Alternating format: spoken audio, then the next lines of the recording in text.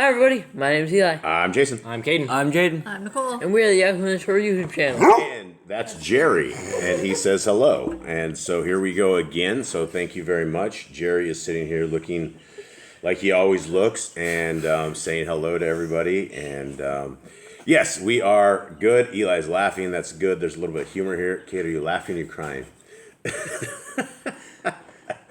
Jerry. Anything else to say, Jerry? Okay, let's keep this to ourselves here, okay? Because you guys do your Torah stuff later.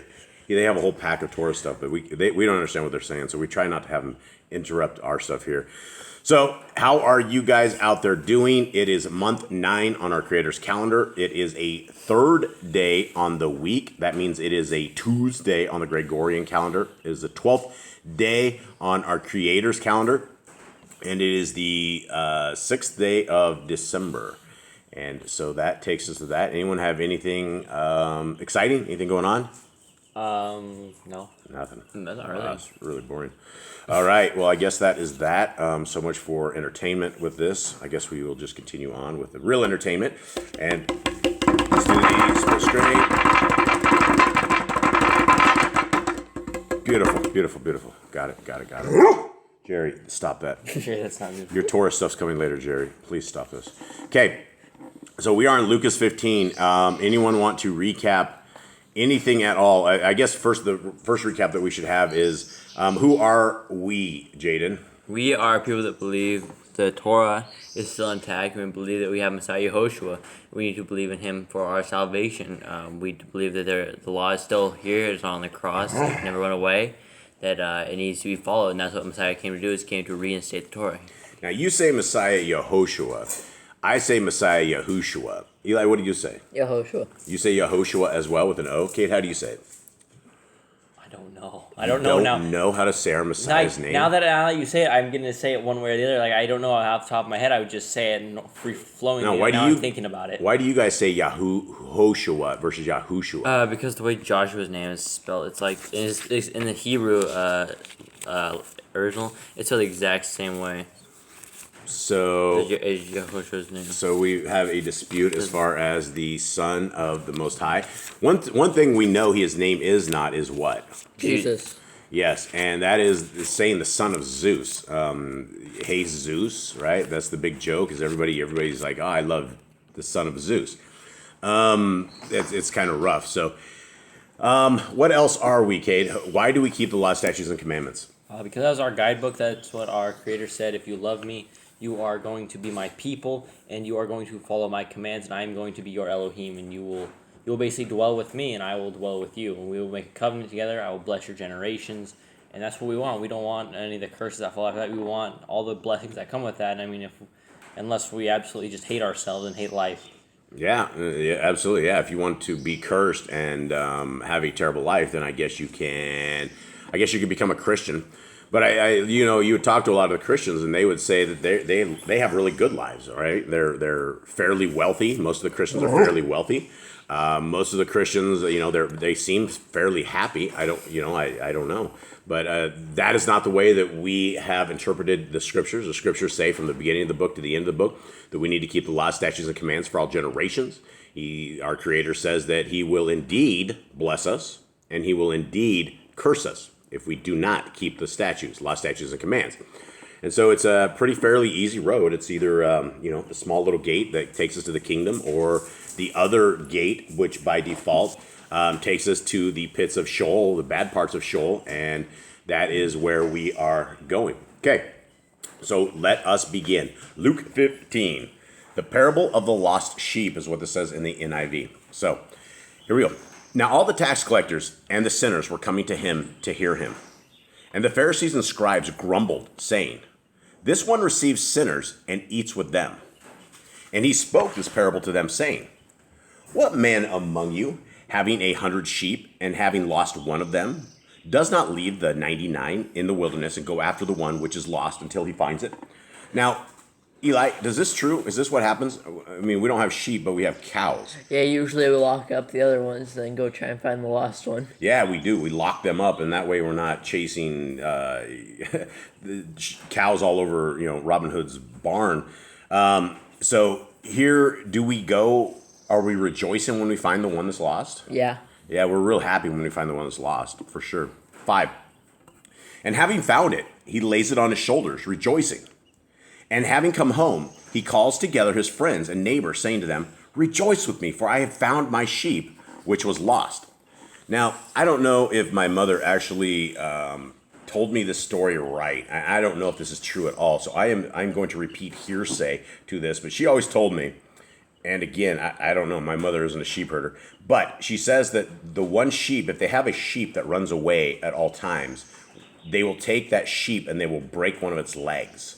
And when they break one of its legs, it is 1,000% dependent upon that shepherd. And so the shepherd has to carry it around for the longest time. The shepherd is with the shepherd at all times. And it is because when they break the leg, it basically heals with the shepherd. And it no longer wants to run away because it knows it's completely dependent upon that shepherd. So I don't know if that's true or not.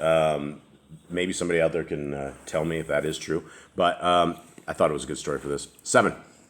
I say to you that in the same way there shall be more joy in the Shamayim over one sinner repenting than over 99 righteous ones who need no repentance. Okay, this is amazing stuff because this talks about who's going to be joy in the Shamayim. Who's the people or who's happy in the Shamayim? I think Yahuwah, the messengers, anything up there. Yeah, and I mean that is something that we should all understand is that whatever life we are leading right now, whatever evil that we are into, whatever horrible things we have done, it's not over, right? It is not over because right here it talks about rejoicing in the Shamayim when one person who is evil comes out of that evilness and they put that away from them. And so it's amazing. So lots of stuff happening in the Shamayim. 8. Or what woman having 10 silver coins, if she loses one coin, does not light a lamp and sweep the house and seek diligently till she finds it? So she has 10 silver coins. This woman's rich. Anyone? Yeah, I mean, Judas got 30. He got 30, but she had, I think this is the point here is that it is, I think she's broke, I think is the point of this whole thing. I don't think that whatever the 10 silver coins are, they might not be like what we think of as silver coins. Maybe they're smaller or something, or maybe it's not worth a lot. But does this happen? Have you guys ever looked around for like $1? You guys lost $1 or we lost something? Have you guys ever searched for cash? Usually I gotta find it in my pocket or something. It's like I usually looking for like a coney, like where the money go. We do that in this house a lot. We play hide and go seek quarters because we have not a lot of cash, and so sometimes we need like $1 or something, and so we're trying to find $1 or trying to find $5 or something real simple. But yeah, we seek diligently looking, see if we can find it. Okay, 9. Hold on, before you go, it says each one equals to a day's wage. So each one, so she had basically 10 days worth of wages in there. So that's not a lot, but I mean it's quite a bit, I suppose. I would assume it's a lot to a poor person. Yeah, definitely a lot to a poor person. Yeah, a day's wage for that, you bet. Okay, 9. And having found it, she calls friends and neighbors together, saying, "Rejoice with me, for I have found the coin which I lost." I say to you, in the same way, there is joy in the presence of the messengers of Elohim over one sinner repenting. So, that's like, all I can think of is like a stadium or something, right? All of a sudden, all the messengers in the stadium, one person repents, everyone's like, yeah! The whole stand, crowds go wild. That's kind of what I envision this as. And it's just kind of amazing that we have a set of cheerleaders, or we have a set of people, or a set of things that are happy over our coming to our Creator. I just think it's such a cool world that we are going to be going to. Okay, 11. And he said, a certain man had 2 sons, and the younger of them said to his father, "Father, give me the portion of goods put forth." And he divided his livelihood between them. And not many days after, the younger son, having gathered all together, went away to a distant country, and there wasted his goods with loose living. And when he had spent all, there arose a severe scarcity of food throughout that land, and he began to be in need. And he went and joined himself to one of the citizens of that country. And he sent him to his fields to feed pigs. And he sent him to his fields to feed pigs. And he was longing to fill his stomach with the pods which the pigs were eating, and no one gave to him. Now, you guys say pods. Mm-hmm. The king says husks, so the husks that the swine did eat. So I guess a corn husk would be a pod. Or a corn pod. like the green beans. Green beans could be a pod as well. Mine says carbo pods, Carbohydrate pods. not hydrate. Don't eat the carbohydrate pods. This is carbo pods. Carbo pods. What version are you reading out of? The amplified. The carbo pods. That definitely sounds like some. What like do we have? We used to have carbo chips. Weren't the chocolate chips that were carbo chips or something that were Yeah. they weren't real chocolate, but they tasted absolutely terrible. Yes. But it's a tree Fake health that has food. pods inside the fruit. Oh, carbo. There's a carbo tree. I think they're like the cacao, kind of like those. We don't know any of this, so we're kind of just throwing this out there. We're reading scriptures. Don't take us for anything other than that. Okay. But having come to himself, he said, "How many of my father's hired servants have bread enough and to spare, and I am perishing with hunger? Having risen, I shall go to my father and say to him, Father, I have sinned against the Shemaim and before you, and I am no longer worthy to be called your son. Make me like one of your hired servants." And having risen, he went to his father. And while he was still a long way off, his father saw him and was moved with compassion and ran and fell on his neck and kissed him. And the son said to him, Father, I have sinned against the Shemaim and before you, and I am no longer worthy to be called your son. But the father said to his servants, Bring out the best robe and put it on him, and put a ring on his hand and sandals on his feet. And bring the fatted calf here and slaughter it, and let us eat and rejoice. Because this son of mine was dead and is alive again, and he was lost and is found. And they began to rejoice. And his older son was in the field. And when he came and approached the house, he heard music and dancing. And having called one of the servants, he asked what this meant. And he said to him, Your brother has come, and your father has slaughtered the fatted calf because he received him back in health. And he was wroth and would not go in. So his father came out and pleaded with him. And answering, he said to his father, See these many years I have been serving you, and I have never transgressed a command of yours. But to me you have never given a young goat, so I could rejoice in my friends. But when this son of yours came, who has devoured your livelihood with whores, you slaughtered the fatted calf for him. Then he said to him, Son, you are always with me, and all I have is yours. And we had to rejoice and be glad, for your brother was dead, and is alive, and was lost, and is found. Okay, what do we make of this, folks? That everybody has a chance for repentance. Everybody has that chance. If they sin, no matter what they've done in life, they still have a chance for repentance. Yeah, I would say, to put this example in another context, is that Yah is the father of these two sons, right? And one son is an obedient one that's like basically known him since he was born, since he's always followed his commands. The other one is basically, they're both given free choice, and he's like, here's your inheritance is this life, here's your free choice, go and do what you want. And then he realized halfway through his life how messed up his life is, and he comes back to Yah and is like, Yah, I've messed up, and Yah comes rejoicing, right? And it's like, how does this person make it into heaven when he's sinned, right? I've not sinned like he has, I have followed your commandments. And he's like, it doesn't matter, he has come back now, he is now back into my house. Yeah, absolutely. And that is one of the greatest things that we have that I don't think many of us really talk about is free will. The ability to do what we want to do. And that is where a lot of people will get into a lot of trouble, and they will refuse to, let's say, for instance, not eat pork, right? They refuse it. In fact, you show them in the Bible what clean food is and what clean food isn't, and they will simply tell you that our Messiah washed him, basically made all food clean.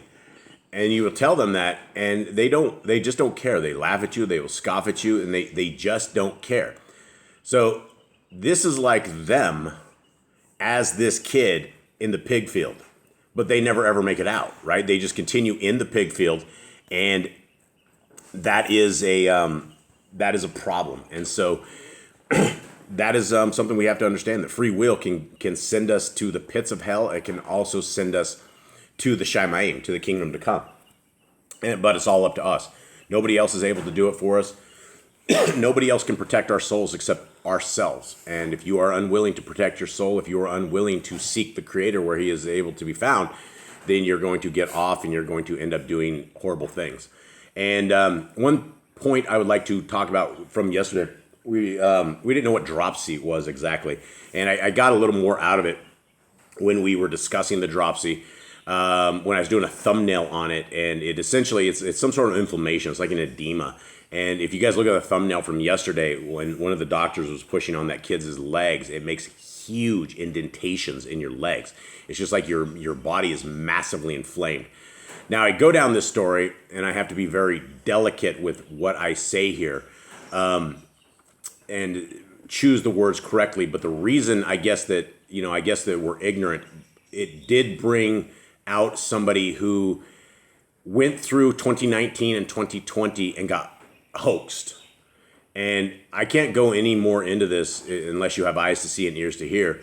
But she was talking, since we were talking about the dropsy yesterday, she wrote on the other channel, JBossman008, that she just recently developed palsy in her face. And then she also has a swollen heart.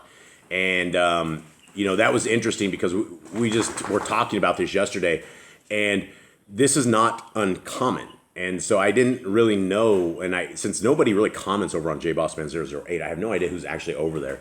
But there are a few people, and so, dear sis, my prayers are going out to you and everybody who was hoaxed in 2019 and 2020 and continued on. This is what I told her, is that she needs to seek our Creator where He is able to be found. Now, more than any time ever, you must get into the Torah. You must seek our Creator. If you are one of those who were blinded and hoaxed in 2019, 2020, 2021, and you guys understand what I'm saying, this is your time to get close to our Creator. You may not have a tremendous amount of time left. And I know those are hard words to hear and things like that. But if you look at news outside of mainstream media, you will see that the world is dropping like flies. And I will leave it at that. And just know that we must, as Yah's people, we must pray for those who are damaged. We must have sympathy. We must have compassion. Yes, we screamed at everybody not to do what happened, but they did it anyway. They were tricked. But they're still our friends. They're still our family. They're still the people who are hurt. And the way these people are exiting this world is a vicious, horrible way that can only be described in the book of Revelations. And so again, I will leave it at this. I am not going against YouTube community guidelines or any of this so-called hokey pokey crap. I'm simply stating what is obvious to everybody at this point. So thank you guys very, very much. I love you guys. Keep Yah in your hearts, minds, and souls. The faith of Messiah Yahushua is more important than anything. It is not a sin card. You don't just call upon the name of Messiah Yahushua and live in sin. You start walking according to the Torah. You start walking with clean hands and clean heart and clean mind and clean soul, clean tongue. We must change the way that we have been brought up. We've all been brought up in Babylon. We all have horrible things that we have brought along with us, evil that we have taken, and our eyes are able to see the darkness of this world, and we need to seek our Creator. We don't have a lot of time left. Humanity doesn't have a lot of time left. We need to pray for those who are injured, and they're in the billions, my friends. They are in the billions. So with that, I would like to say much love to everybody out there. I hope you guys have a wonderful day, and we are out. Shalom.